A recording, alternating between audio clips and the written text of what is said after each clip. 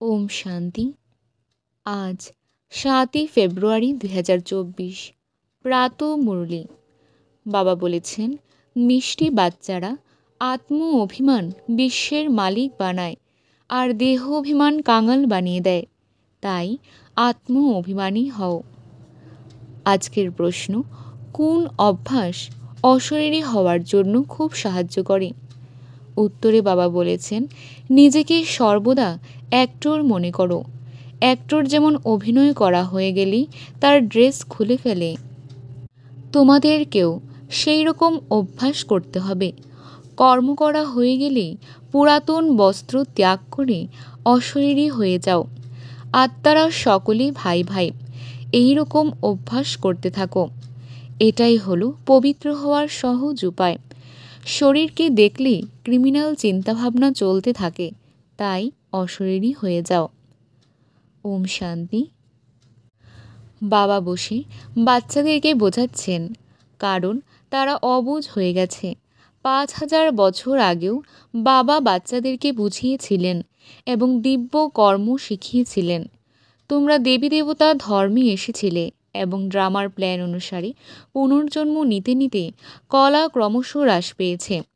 আর এখন তোমরা বাস্তবিকই কলাহীন হয়ে গেছো। এটা তো আসলে তমপ্রধান রাবণ রাজ্য। এই রাবণ রাজ্যটাই আগে শতপ্রধান ছিল, পরে ক্রমশ শত, রজ এবং তম অবস্থা প্রাপ্ত করেছে। এখন তো একেবারেই তমপ্রধান হয়ে গেছে। এবারের বিনাশ হবে। রাবণ রাজ্যকেই আসুরি রাজ্য বলা হয়। ভারতে রাবণকে পড়ানোর ফ্যাশন রয়েছে। ভারতবাসীরাই বলে রামরাজ্য আর রাবণ রাজ্য। রামরাজ্য তো সত্যযুগেই হয়, রাবণ রাজ্য কলিযুগে হয়। এটা অত্যন্ত বোঝার বিষয়। বাবার ওয়ান্ডার লাগে যে ভালো ভালো বাচ্চারা পুরোপুরি ভাবে না বোঝার কারণে নিজের ভাগ্যকে সমাপ্তির রেখা টেনে দেয়। রাবণের অবগুণের বশীভূত হয়ে যায়, যদিও সে নিজের মুখেই দিব্যগুণের কথা বলে। বাবা বুঝিয়েছেন, তোমরাই এই রকম দেবী দেবতা ছিলে, তোমরাই ৮৪ জন্ম ভোগ করেছ। তোমরা কেন তমপ্রধান হয়ে গেছো সেটাও বোঝানো হয়েছে। এটা হলো রাবণ রাজ্য। রাবণ হলো সবথেকে বড় শত্রু। সেই ভারতকে এত কাঙাল এবং তমপ্রধান বানিয়েছে। রামরাজ্যে এত লোক থাকে না, ওখানে তো একটাই ধর্ম থাকবে। এখানে সবার মধ্যেই ভূত রয়েছে। ক্রোধ, লোভ এবং মোহরূপী ভূত তো আছেই। মানুষ এটাই ভুলে যায় যে আমি অবিনাশী আর এই শরীরটা বিনাশী। তাই কেউই আত্ম অভিমানী হতে পারে না। অনেক দেহ অভিমান রয়েছে।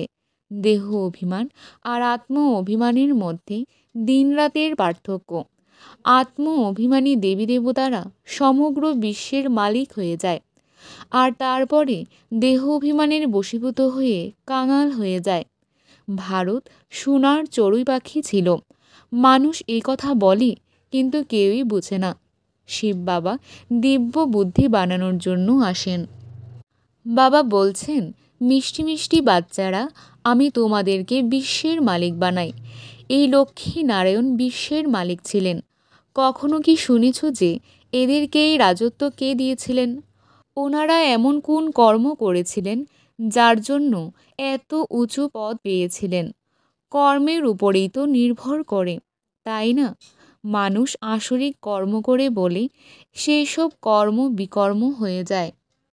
সত্যযুগের সকল কর্ম অকর্ম হয়ে যায়। ওখানে কোনো কর্মের হিসাব তৈরি হয় না। বাবা এইসব বোঝাচ্ছেন, কিন্তু অনেকে কিছু না বুঝতে পেরে অনেক বিঘ্ন সৃষ্টি করে। বলে দেয় যে শিব আর শঙ্কর অভিন্ন। আরে নিরাকার শিবকে তো একাই দেখানো হয়, আর শঙ্করকে পার্বতীর সাথে দেখানো হয়।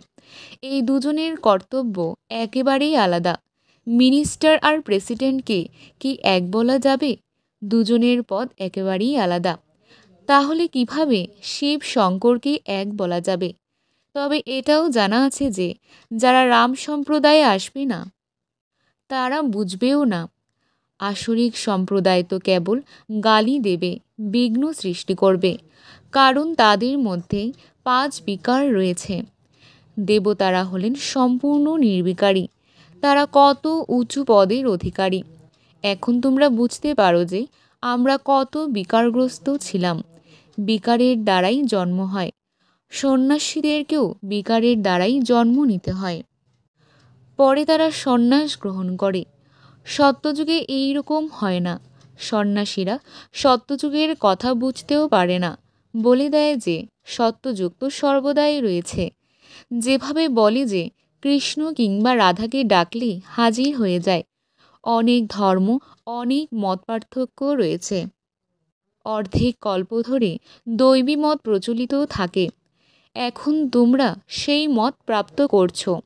তোমরাই হলে ব্রহ্মামুখ বংশাবলী। এরপর তোমরাই বিষ্ণু বংশী এবং চন্দ্রবংশী হবে। ওই দুটিকে সাম্রাজ্য বলা হবে, কিন্তু এটাকে ব্রাহ্মণ বংশ বলা হবে। এটাকে সাম্রাজ্য বলা যাবে না, এনার রাজত্ব স্থাপন হয় না। তোমরাই এগুলো বুঝতে পারো। তোমাদের মধ্যেও আবার কেউ কেউ বুঝতে পারে, কেউ কেউ একেবারেই শোধরায় না। কোনো না কোনো ভূত রয়েছে, যেমন লোভের ভূত, ক্রোধের ভূত। সত্যযুগে এইরকম কোনো ভূত থাকে না। সত্যযুগে দেবী দেবতারা ছিলেন, তারা খুবই সুখী ছিলেন। এইসব ভূতগুলোই দুঃখ দেয়। কামবিকারের ভূত আদি মধ্য অন্ত দুঃখ দিয়ে এসেছে। একে পরাজিত করার জন্য পরিশ্রম করতে হবে। এটা মোটেই সহজ বিষয় নয়। বাবা বলেন, ভাই বোন মনে করলে ক্রিমিনাল দৃষ্টি যাবে না। প্রত্যেক ব্যাপারে সাহস থাকতে হবে। কেউ বলে দেয় যে বিয়ে না করলে ঘর থেকেই বেরিয়ে যাও। এইরকম ক্ষেত্রে সাহস অবলম্বন করতে হবে। নিজেকেও চেক করতে হবে। বাচ্চারা, তোমরা কোটি কোটি গুণ সৌভাগ্যবান হচ্ছ। এইসব বিনাশ হয়ে যাবে, সব কিছু মাটিতেই মিশে যাবে। কেউ কেউ সাহস করে চলতে শুরু করে দেয়, আবার অনেকে সাহস করে কিন্তু পরে ফেল হয়ে যায়। বাবা প্রতিটা বিষয়ে ভালোভাবে বোঝাচ্ছেন, কিন্তু শ্রীমত পালন না করলে বোঝা যায় যে তার পুরোপুরি যোগ লাগে না। ভারতের প্রাচীন রাজযোগ সুপ্রসিদ্ধ। এই যোগের দ্বারাই তোমরা বিশ্বের মালিক হয়ে যাও। পড়া হলো সোর্স অফ ইনকাম। পড়ার দ্বারাই তোমরা ক্রমানুসারে উঁচু পদ পাও। ভাই বোনের সম্বন্ধেও বুদ্ধি চঞ্চল হতে পারে, তাই বাবা এর থেকেও উঁচুতে নিয়ে যান। নিজেকে আত্মা অনুভব করো এবং অন্যকেও আত্মা অর্থাৎ ভাইরূপে দেখো। সবাইকে ভাইরূপে দেখলে অন্য কোনো দৃষ্টি যাবে না। শরীরকে দেখলে ক্রিমিনাল চিন্তাভাবনা আসে। বাবা বলেন, বাচ্চারা, তোমরা অশরীরী হও, দেহি অভিমানী হও। নিজেকে আত্মারূপে অনুভব করো। আত্মা হলো অবিনাশী। শরীরের দ্বারা ভূমিকা পালন করা হয়ে গেলে শরীর থেকে আলাদা হয়ে যেতে হবে। দুনিয়ার অ্যাক্টররা তাদের পার্ট হয়ে গেলে ড্রেস চেঞ্জ করে ফেলে।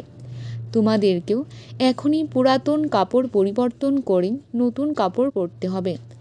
এখন তো আত্মা এবং শরীর দুটোই তমপ্রধান হয়ে গেছে।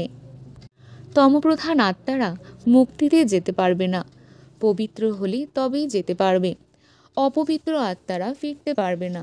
যারা বলে যে অমুক ব্যক্তি ব্রহ্মে লীন হয়ে গেছেন, তারা সবাই মিথ্যা কথা বলে। একজনও যেতে পারবে না। ওখানে বৃক্ষের মতো রয়েছে, সবাই ওইভাবেই থাকে। তোমরা ব্রাহ্মণ বাচ্চারাই এইসব জানো। গীতাতে কোথাও ব্রাহ্মণদের নাম লেখা নেই। যেহেতু আমি প্রজাপিতা ব্রহ্মার শরীরে প্রবেশ করি, তাই অবশ্যই তাকে দত্তক নিতে হবে। জাগতিক ব্রাহ্মণরা তো বিকারগ্রস্ত, তোমরা হলে নির্বিকারী। নির্বিকারী হওয়ার জন্য অনেক অত্যাচারও সহ্য করতে হবে। নাম রূপ দেখে অনেকের মনে বিকারী সংকল্প আসে। ভাই বোনের সম্বন্ধ হওয়া সত্ত্বেও পতন হয়ে যায়। তখন তারা পত্র লেখে, বাবা আমার পতন হয়েছে, আমি মুখ পুড়িয়েছি। বাবা বলেন, আমি তো ভাই বোন হয়ে থাকতে বলেছিলাম, আর তুমি এইরকম খারাপ কাজ করলে। এর জন্য খুব কঠোর শাস্তি প্রাপ্ত হয়। এমনিতেও যদি কেউ কারোর ক্ষতি করে, তবে তাকে জেলে ঢোকানো হয়। যেটা আমি স্থাপন করেছিলাম, সেই ভারত কতই না পবিত্র ছিল। তার নামই হলো শিবালয়। এই জ্ঞানও কারোর মধ্যেই নেই। যেসব শাস্ত্রগুলো রয়েছে সেগুলো কেবল ভক্তিমার্গের সামগ্রী। সত্যযুগে সবাই সদ্গতিতে থাকবে, তাই ওখানে কোনো পুরুষার্থ করতে হয় না। এখানে সবাই দুর্গতিতে রয়েছে, তাই গতি এবং সদ্গতি প্রাপ্তির জন্য পুরুষার্থ করে, গঙ্গা স্নান করতে যায়। কিন্তু গঙ্গার জল কি সদ্গতি দিতে পারবে? সে কি পবিত্র বানাতে পারবে? কিছুই জানে না। তোমাদের মধ্যেও বিভিন্ন গ্রম রয়েছে, কেউ তো নিজেই কিছু বোঝে না, তাই সে অন্যকে কিভাবে বোঝাবে? তাই বাবা তাদেরকে পাঠান না। মানুষ গীত গায়, বাবা তুমি যখন আসবে আমি তোমার শ্রীমত অনুসারে চলে দেবতা হব। দেবতারা সত্যযুগ এবং ত্রেতাযুগে থাকে। এখানে তো অধিকাংশই কামবিকারে ফেসে আছে, কামবিকার ছাড়া থাকতেই পারে না। এই বিকার অনেকটা মাতা পিতার উত্তরাধিকারের মতো। এখানে তোমরা রামের উত্তরাধিকার লাভ করছো, পবিত্রতার উত্তরাধিকার পাচ্ছ। ওখানে অপবিত্রতার কোনো ব্যাপারই নেই। ভক্তরা বলে কৃষ্ণ হলো ভগবান। তোমরা দেখাও যে তিনি 84 বার জন্মগ্রহণ করেন। আরে ভগবান তো নিরাকার, ওনার নাম হলো শিব। বাবা কতই না ভালোভাবে বোঝান, করুণাও হয়। তিনি তো দয়াময়, তাই না? ইনি খুবই ভালো এবং বুদ্ধিমান বাচ্চা। এনার মধ্যে একটা আকর্ষক ব্যাপার রয়েছে। যার মধ্যে জ্ঞান এবং যোগের শক্তি বেশি থাকবে সে অন্যদেরকে আকৃষ্ট করবে। যে অনেক লেখাপড়া জানে তার জন্য ভালো বন্দোবস্ত হয়, যে লেখাপড়া জানে না তার জন্য অত ভালো বন্দোবস্ত হয় না। এটা তো জানো যে এখন সকলেই হলো আসরিক সম্প্রদায়, কিছুই বুঝতে পারে না। শিব আর শঙ্করের পার্থক্য তো একেবারেই ক্লিয়ার। ওটা হলো মূল বতন আর এটা হলো সূক্ষ্ম বতন। সব কিছু একই হবে কিভাবে? এটা হলো তমপ্রধান দুনিয়া। এই আসরিক সম্প্রদায়ে সবথেকে বড় শত্রু হলো রাবণ। সে সবাইকে নিজের মতো বানিয়ে দেয়। বাবা এখন তোমাদেরকে নিজের সমান অর্থাৎ দৈবী সম্প্রদায় বানাচ্ছেন। ওখানে রাবণ থাকবে না। অর্ধেক কল্প ধরে তাকে পড়ানো হয় রামরাজ্য সত্যযুগেই হয়। গান্ধীজিও রামরাজ্য চাইতেন, কিন্তু এখানে কিভাবে সেই রামরাজ্য স্থাপন করা সম্ভব? ওরা তো কেউ আত্ম অভিমানী হওয়ার শিক্ষা দিতেন না। কেবল সঙ্গম যুগেই বাবা এসে বলেন আত্ম অভিমানী হও, এটা হলো উত্তম হওয়ার যুগ। বাবা কতই না ভালোবাসা সহকারে বোঝান। প্রত্যেক মুহূর্তে অনেক ভালোবাসার সাথে বাবাকে স্মরণ করতে হবে। বাবা তুমি তো কামাল করে দিয়েছ।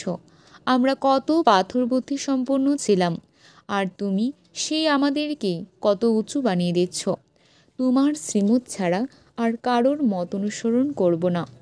অন্তিমে সবাই বলবে যে ব্রহ্মা কুমারীরা দৈবী মত অনুসারেই চলে।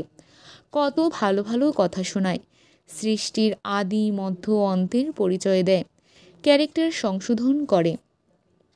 আচ্ছা, মিষ্টি মিষ্টি হারানিধি বাচ্চাদের প্রতি মাতা পিতা বাপদাদার স্মরণের স্নেহ সুমনার সুপ্রভাত। আত্মাদের পিতা তার আত্মারূপী বাচ্চাদেরকে জানাচ্ছেন নমস্কার। আমরাও বাবাকে জানাচ্ছি অনেক অনেক শ্রদ্ধা, ভালোবাসা, নমস্কার আর সুপ্রভাত। ধারণার জন্যে মুখ্যসার 1 নম্বর পয়েন্ট, দৃষ্টিকে শুদ্ধ করার জন্য কারুর নামরূপকে না দেখে অশরীরী হওয়ার অভ্যাস করতে হবে। নিজেকে আত্মা অনুভব করে আত্মারূপী ভাইয়ের সাথে কথা বলতে হবে। 2 নম্বর পয়েন্ট, সকলের কাছে সম্মান পাওয়ার জন্য জ্ঞান যুগের শক্তি ধারণ করতে হবে। দিব্যগুণের সম্পূর্ণ হতে হবে। ক্যারেক্টার সংশোধন করার সেবা করতে হবে। আজকের বরদান, অসুস্থ কনসাসের পরিবর্তে খুশি মনে হিসেব নিকেশ পরিশোধনকারী সোল কনসাস ভব। তন্ত্র সকলেরই পুরানো, প্রত্যেকেরই কোনো না কোনো ছোট বড় অসুখ আছে, কিন্তু তনের প্রভাব যদি মনের উপরে এসে যায় তাহলে ডবল অসুস্থ হয়ে অসুস্থ কনসাসে চলে আসবে।